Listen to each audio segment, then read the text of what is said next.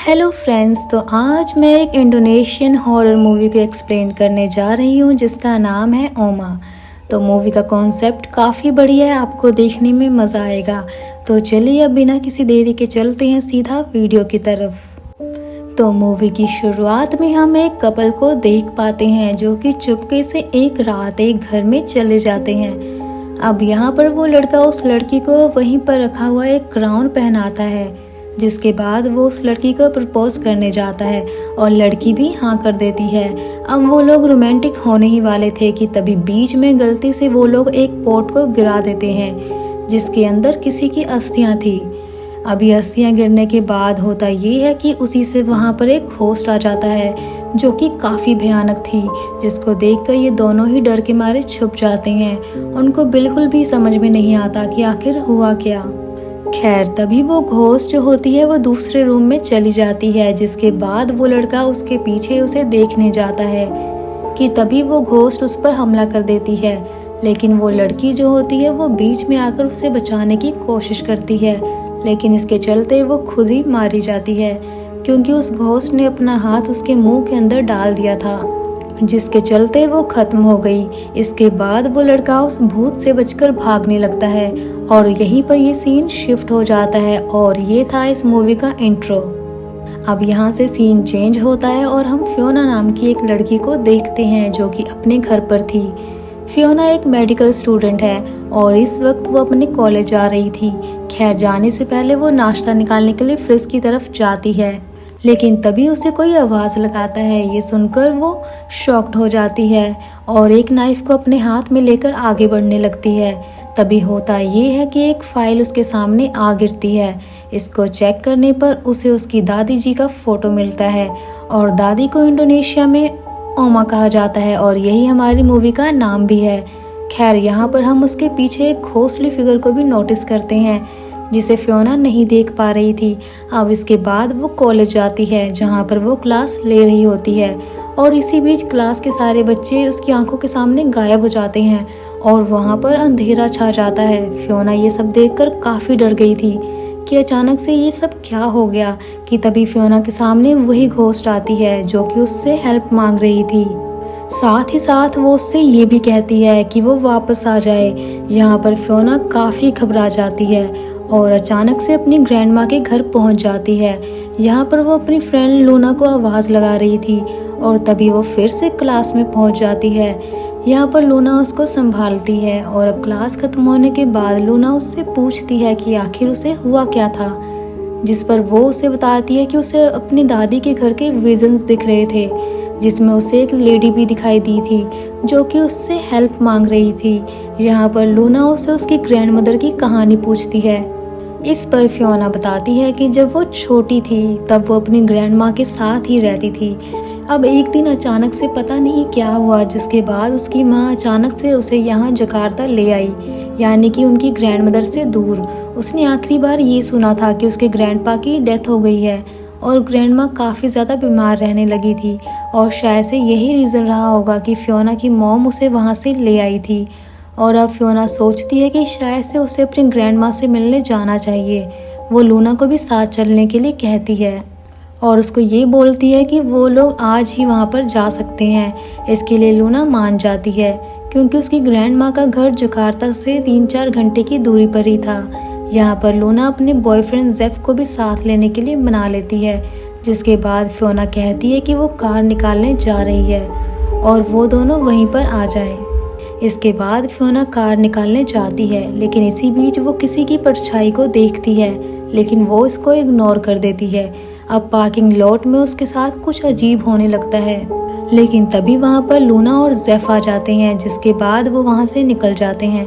अब रास्ते में फियोना ड्राइव कर रही होती है कि तभी उसे फिर से वो आवाज़ सुनाई देती है, उसी घोस्ट की जो उससे हेल्प मांग रही थी, लेकिन फियोना इस पर ध्यान नहीं देती। इसी बीच उनके साथ कुछ अजीब घटना घटती है। उनका नेविगेशन मैप जो होता है वो काम करना बंद कर देता है और ये सिर्फ फियोना के साथ नहीं बल्कि उन तीनों के साथ हो रहा था। अब उनको नहीं पता था कि जाना किधर है, इसलिए वो रास्ते में एक आदमी से पूछते हैं उनकी डेस्टिनेशन के बारे में। इस पर वो आदमी कहता है कि वो तो काफ़ी आगे आ चुके हैं, उनको काफ़ी पहले ही एक टर्न लेना था। उनको काफ़ी पहले ही एक टर्न लेना था। अब यहाँ फियोना पूछती है कि क्या वो इस रास्ते से नहीं जा सकते, जिस पर वो आदमी बोलता है कि जा तो सकते हैं लेकिन ये खतरनाक होगा क्योंकि अब अंधेरा होने वाला है। लेकिन वो लोग इसी रास्ते से जाने का डिसाइड कर चुके थे। लेकिन तभी रास्ते में चलते हुए उनके सामने एक घोस्ट अपीयर होता है, जिसको देखकर फियोना अचानक से ब्रेक लगा देती है और यहाँ पर गाड़ी एक पोल से जा टकराती है। खैर यहाँ पर उस घोस्ट को सिर्फ फियोना ही देख पा रही थी, बाकियों को वो नहीं दिखता। अब तभी ये घोस्ट डिसअपियर हो जाता है और अब वो तीनों कार की हालत देखने के लिए बाहर आते हैं। जेफ कहता है कि गाड़ी का रेडिएटर टूट चुका है, इसलिए उन्हें अब यहाँ से पैदल ही आगे बढ़ना होगा और वो लोग ऐसा ही करते हैं। लेकिन होता ये है कि चलते चलते लूना को एक लड़के का घोस्ट दिखाई देता है, जिसको देखकर वो डर जाती है। लेकिन जेफ बोलता है कि ये उसकी थकान की वजह से हो रहा होगा। अब वो आगे बढ़ने लगते हैं, लेकिन वो रास्ता भटक चुके थे, इसलिए वो एक आदमी से रास्ता पूछने की कोशिश करते हैं, लेकिन वो उनकी बात सुने बिना ही आगे निकल जाता है, जो कि बहुत ही अजीब बात थी। अब वो थोड़ा आगे ढूंढते हैं, जिसके बाद उन्हें फाइनली वो घर मिल जाता है, यानी कि उनकी ग्रैंड माँ का घर। उस घर को फियोना देखते ही पहचान लेती है क्योंकि उसने अपना पूरा बचपन वहीं पर बिताया था। यहाँ पर वो लोग बेल बजाने लगते हैं, लेकिन गेट अनलॉक होता है, इसलिए वो अंदर चले जाते हैं। तभी हम नोटिस करते हैं कि वो बेल अपने आप ज़मीन पर गिर पड़ती है। फिर इसके बाद वो अपनी ग्रैंड माँ को आवाज़ लगाने लगती है और उसके बाद उसकी ग्रैंड माँ बाहर आती है, जिसके बाद वो लोग अंदर जाते हैं, लेकिन लूना बाहर ही रुकी हुई थी। खैर इसी बीच लूना को एक परछाई दिखाई देती है जो कि इधर से उधर जा रही थी। तभी हम देखते हैं कि फियोना अंदर थी और उसकी ग्रैंड माँ फियोना के लिए कुछ लेने जाती है और तभी फियोना भी लूना को अंदर बुलाती है क्योंकि बाहर खड़े रहना ठीक नहीं था। तभी फियोना की ग्रैंड माँ उसके लिए कुछ खाने को लाती है जो कि वो उसके बचपन में बनाती थी और फियोना को काफ़ी पसंद भी था।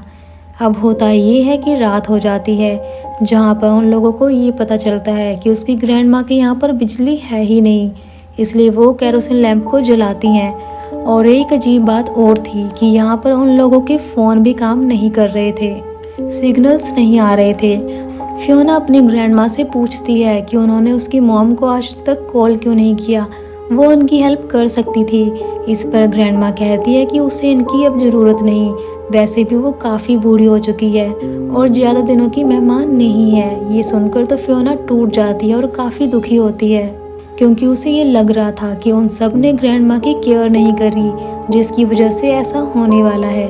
लेकिन बुढ़ापा सबको आता है और ये होना तो बिल्कुल ही तय है। तभी हम नोटिस कर पाते हैं जो फियोना की ग्रैंड माँ थी वो किचन के अंदर पानी गर्म करने के लिए जाने लगती है ताकि वो चाय बना दे, लेकिन जेफ वहीं पर रुकता है। अब अंदर जाने पर ये दोनों ही दोस्त वहाँ पर रखी हुई फोटोग्राफ्स को देखने लगती हैं और तब जाकर हम जान पाते हैं कि शुरुआत में जो कपल यहाँ पर ख़त्म हुआ था वो असल में इसी घर के अंदर ख़त्म हुए थे। खैर यहाँ पर आगे जाकर लूना ग्रैंड माँ के चेयर को देखती है जो कि अपने आप हिल रही थी, जिसको देखकर वो फियोना को बुलाती है, लेकिन तब तक सब कुछ नॉर्मल हो जाता है।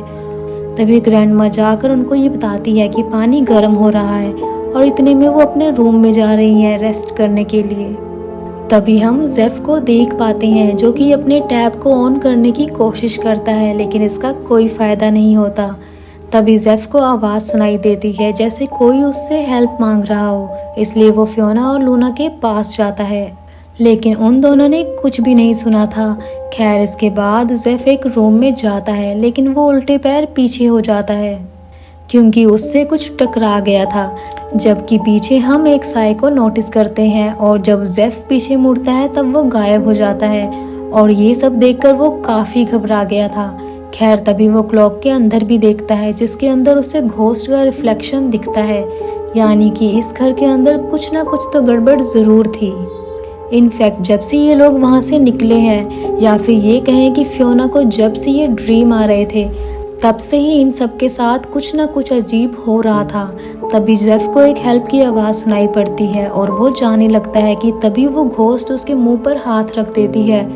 इधर हम लूना को देखते हैं जिसके सामने जेफ आता है और वो पोजेस्ड था। वो लूना की गर्दन अचानक पकड़ लेता है और उसको हवा में उठा लेता है। ये देखकर जल्दी से वहाँ पर फियोना आती है और इतने में ही जेफ उसे छोड़ देता है और खुद भी गिर पड़ता है। तभी वहाँ उसकी ग्रैंडमा आती है जो कि जेफ के सर के ऊपर अपने हाथ से कुछ करती है, जिसके बाद जेफ ठीक हो जाता है, लेकिन वो बेहोश हो गया था। यहाँ पर फियोना लूना के पास जाती है और उससे ये पूछती है कि क्या जेफ और उसकी लड़ाई हुई थी, लेकिन यहाँ लूना कहती है कि कोई लड़ाई नहीं हुई। उसे लगता है कि जेफ पोजेस हो गया था और इस घर में हो ना कुछ तो अजीब जरूर है। ये सुनकर फियोना को बहुत गुस्सा आ जाता है। वो उसे भला बुरा सुनाने लगती है क्योंकि वो एक मेडिकल स्टूडेंट है और इतनी पढ़ी लिखी होकर वो ऐसी बातें कर रही थी। लेकिन बाद में फियोना को रिग्रेट होता है और वो लूना से माफ़ी मांगती है और वो दोनों गले लगते हैं। इसी बीच उसकी ग्रैंडमा आ जाती है जो कि कहती है कि जेफ अब बिल्कुल ठीक है और वो आराम कर रहा है, इसलिए कोई भी उसे डिस्टर्ब ना करे। इसी बीच दादी चलते चलते एकदम से गिरने लगती है, लेकिन फियोना और लूना उनको पकड़ लेते हैं, जिसके बाद में फियोना दादी को उनके रूम में छोड़ने जाती है, जहाँ पर दादी कहती है कि रात काफ़ी हो गई है, इसलिए आज रात उनको यहीं पर रुक जाना चाहिए। यहाँ लूना फियोना से उसके डैड के बारे में पूछती है, जिस पर वो बताती है कि उसके डैड खत्म हो चुके हैं और फिर बाद में उसकी मॉम ने ही उसका ध्यान रखा था। फियोना और उसकी छोटी बहन अनिका को स्कूल पहुंचाया और उनका ख्याल रखा। लूना बोलती है कि उसे उसकी मॉम की तरह स्ट्रॉन्ग बनना चाहिए, जिस पर फियोना कहती है कि ऐसा कुछ भी नहीं है और वो यहाँ पर पूरी कहानी बताती है। वो बताती है कि जब अनिका पैदा हुई थी तब उसके डैड खत्म हो गए थे और उसके बाद उसकी मॉम को मेंटल हॉस्पिटल जाना पड़ा था। ठीक वैसे ही उसकी मॉम को जन्म देते टाइम उसके ग्रैंडपा की डेथ हो गई थी, जिसकी वजह से उसकी ग्रैंडमा को भी मेंटल हॉस्पिटल में ट्रीट किया गया था। और ये काफ़ी अजीब बात थी कि एक जैसे हादसे एक ही परिवार में हो रहे थे और ये कोई कोइंसिडेंस नहीं हो सकता। इधर हम दूसरी तरफ फियोना की मॉम को देखते हैं जो कि फियोना को ढूंढ रही थी। वो अनिका से इसके बारे में पूछती है, लेकिन उसे अपनी बहन के बारे में कुछ नहीं पता था। और तब फियोना की मॉम वहीं पर रखे हुए ग्रैंडमा की फ़ोटो को देखती है, जिसको देखकर वो थोड़ा सा अजीब फील करती है। तभी ग्रैंडमा के घर में हम जेफ को देखते हैं जो कि सो रहा था कि तभी उसके सामने वही घोस्ट आ जाती है और उसे फिर से पोजेस कर लेती है। इधर लूना और फियोना आपस में बात कर रहे होते हैं। यहाँ पर लूना जेफ के लिए परेशान थी कि आखिर उसके साथ हुआ क्या है, कि तभी फियोना सो जाती है और लूना चाय पीने के लिए किचन में जाती है कि तभी उसके पैरों पर वो घोस्ट आकर लिपट जाती है और वो उसके पास आने लगती है। लेकिन तभी लूना वहाँ से भाग जाती है और जेफ से टकरा जाती है। वो जेफ के गले लग जाती है, लेकिन हम देखते हैं कि जेफ के हाथों में चाकू था और वो दोनों के ऊपर हमला करने लगता है। और तभी लूना की आंख खुल जाती है। ये एक सपना था। दोनों को हेल्प की आवाज़ सुनाई दे रही थी और पीछे पलटने पर वो देखते हैं कि उनके पीछे एक लड़की बैठी हुई है। इसको देखकर वो वहाँ से भागने लगती हैं। तभी बाहर उन्हें उनकी दादी मिलती है जो कि अचानक से उनके सामने आ गई थी और फिर से यहाँ पर दादी को चक्कर आने लगते हैं और वो दोनों दादी को पकड़ती हैं और दादी उनको कहती है कि वो यहाँ से बाहर ना जाए क्योंकि बाहर काफ़ी बुरे लोग हैं। और यहाँ पर दादी को छोड़ने के बाद दोनों वहाँ पर उस घर के बाहर निकलने के बारे में सोचती हैं, लेकिन फियोना अपनी ग्रैंडमा को भी बाहर निकालना चाहती थी। फिर वो दोनों अब स्टेयर्स पर जाकर चेक करने लगते हैं कि आखिर वहाँ है क्या, कि तभी उन्हें कहीं से किसी के रोने की आवाज़ आ रही थी जो कि एक रूम से आ रही थी। यहाँ पर फियोना उस रूम को ओपन करने लगती है, लेकिन लूना उसे रोकती है। लेकिन इसके बावजूद भी फियोना रूम को खोल देती है और अंदर जाती है। तभी उनको एक लड़की दिखाई देती है जो कि अचानक से गायब हो गई थी और इसी बीच उन्हें वहाँ पर घोस्ट भी दिखाई देती है, जिसको देखकर वो दोनों भागने लगते हैं। तभी वहाँ पर हम एक लोकल आदमी को देखते हैं जो कि ग्रैंडमा के घर के गेट को खुला हुआ देखकर डर जाता है। साथ ही साथ वो वहाँ पर बेल को भी देखता है जो कि गिरकर टूटी थी। ये देखकर वो भागते हुए विलेज में कुछ लोगों को ये बात बताता है। खैर तभी हम फियोना और लूना को देखते हैं जो कि एक घर के बाहर आकर नॉक कर रहे थे ताकि उनको कुछ हेल्प मिल जाए। तभी फियोना की मॉम के पास एक कॉल आती है जो कि विलेज से ही थी और फ़ोन पर बात करके वो काफ़ी परेशान हो जाती है। इधर दो लोकल आदमी ग्रैंडमा के घर को देखने आते हैं जहाँ पर उन्हें वही बेल मिलती है और वो उसे फिर से फिक्स करने की कोशिश करते हैं, लेकिन तभी एक घोस्ट आकर उन्हें मार देती है। दूसरी तरफ फियोना और लूना उस ब्रिज तक पहुंच जाते हैं जहां से वो आए थे, यानी कि फाइनली वो बाहर निकल गए। वो ब्रिज उनकी कार के पास में ही था। वो पास में जाकर देखते हैं तो वहाँ पर काफ़ी भीड़ लगी हुई थी और वहाँ पर 3 लोगों का एक्सीडेंट हुआ था जो कि ऑन द स्पॉट ही ख़त्म हो गए। और दोस्तों, अब खुलते हैं यहाँ पर मूवी के असली पत्ते। असल में जो एक्सीडेंट हुआ था वो किसी और का नहीं बल्कि इन्हीं तीनों दोस्तों का हुआ था और ये ऑन द स्पॉट ही ख़त्म हो गए थे। जी हाँ, यानी कि अब तक जो यहाँ पर घूम रहे हैं ये इनकी आत्माएं हैं और ये सभी स्पिरिट वर्ल्ड में पहुँच चुके थे। यानी कि जब उनका एक्सीडेंट हुआ तभी फियोना, लूना और जेफ ख़त्म हो चुके थे। और आपको याद होगा कि इन्होंने एक्सीडेंट होने के बाद एक आदमी से रास्ता पूछा था, लेकिन उसने उनकी बातों को सुनकर रिस्पॉन्स नहीं किया। ऑब्वियस सी बात है कि वो आत्माओं को नहीं देख सकता था, जिसके चलते उसने कुछ भी नहीं बोला। और अब जब ये बात इनको पता चलती है तो ये दोनों काफ़ी रोने लगती हैं, जिसके बाद वो रोते हुए फिर से ग्रैंडमा के घर के पास पहुंच गए थे। जिसके बाद वो अंदर जाती हैं जहां पर वो दोनों धीरे धीरे घोस्ट बनती जा रही थी। तो हुआ ये था कि जब ग्रैंडमा के हस्बैंड ख़त्म हुए थे तब ग्रैंडमा काफ़ी ज़्यादा सैड रहने लगी थी। और अभी इसी बीच एक दिन वो शुरुआत वाला कपल वहाँ पर आ गया था और उन्होंने ग्रैंडमा के हस्बैंड की अस्थियों का जो पोट था वो गलती से गिरा दिया, जिसकी वजह से शायद हुआ ये कि इनके परिवार के ऊपर जो कर्ज था वो शायद से रिलीज़ हो चुका था। यहाँ पर एक बात बताई गई थी कि जब भी कोई बच्चा पैदा हुआ करता तो उसके पिता की मौत हो जाया करती थी और साथ ही साथ जो माँ होती थी उसको कोई ना कोई मेंटल इशू हो जाया करता। तो माइट भी एक संतान के रूप में इन्होंने डीमन से कुछ डील करी होगी और वो डील ये होगी कि जब भी कोई बच्चा पैदा होगा तो उसे डीमन को भेंट में देना होगा। लेकिन इन लोगों ने ऐसा नहीं किया, जिसके चलते हस्बैंड को ये डीमन ले जाया करते हैं और बाद में जो फीमेल होती है उसको भी वो टॉर्चर किया करता था। अब जो शुरुआत वाला कपल होता है उसमें से जब लड़की की मौत हो गई थी तो वहाँ पर ग्रैंडमा आती है, जिसको इसी शैतानी आत्मा ने पोजेस कर लिया था। इसके बाद वो उस लड़की की बॉडी को खाने लगी। ये देखकर जो उस लड़की का बॉयफ्रेंड होता है उसने ग्रैंडमा को भी जान से मार दिया था, जिसके बाद उस लड़के की मौत हो गई। जिस लड़के की आत्मा को पहले लूना ने देखा था वो इस लड़के की थी और माइट भी जो आत्मा उनसे हेल्प मांग रही थी वो इस लड़की की आत्मा ही होगी, क्योंकि उन लोगों को पता ही नहीं था कि वो ख़त्म हो चुके हैं। अब जब फियोना की माँ ने ये सब देखा कि यहाँ पर क्या हुआ है, इसके बाद में वो अपनी बेटी को लेकर चली गई और फियोना की माँ उसे वहाँ से इसलिए लेकर चली गई थी क्योंकि वो नहीं चाहती थी कि वो उसको बताए कि उसकी ग्रैंडमा ख़त्म हो चुकी हैं। उसने इसलिए झूठ बोल दिया कि उसकी ग्रैंडमा जिंदा है और वो बीमार है, क्योंकि छोटी सी बच्ची जो कि अपनी ग्रैंडमा से इतना प्यार करती थी वो इस सदमे को बर्दाश्त नहीं कर पाती। अब इन सब के बाद हुआ ये कि शायद से ग्रैंडमा को भी अंदाज़ा नहीं था कि वो ख़त्म हो चुकी हैं और वो इस घर के अंदर घोस्ट ट्रेल के अंदर वहीं पर रहने लगी। या फिर ये कह सकते हैं कि इस डीमन ने उन सभी की स्पिरिट्स को कैप्चर करके रखा हुआ था। और बस अब शुरुआत में अपनी माँ को इस तरह से ख़त्म हुआ देखकर फियोना की माँ हमेशा के लिए वो घर छोड़कर चली गई। उसने इस बारे में कभी फियोना को बताया ही नहीं।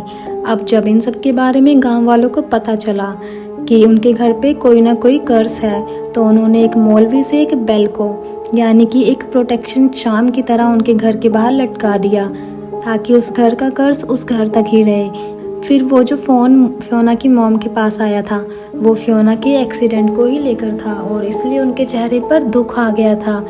यानी कि अब आपको समझ में आ गया होगा कि उस घर के अंदर जो फियोना की दादी है वो उसकी दादी नहीं, वो बल्कि उनकी आत्मा है।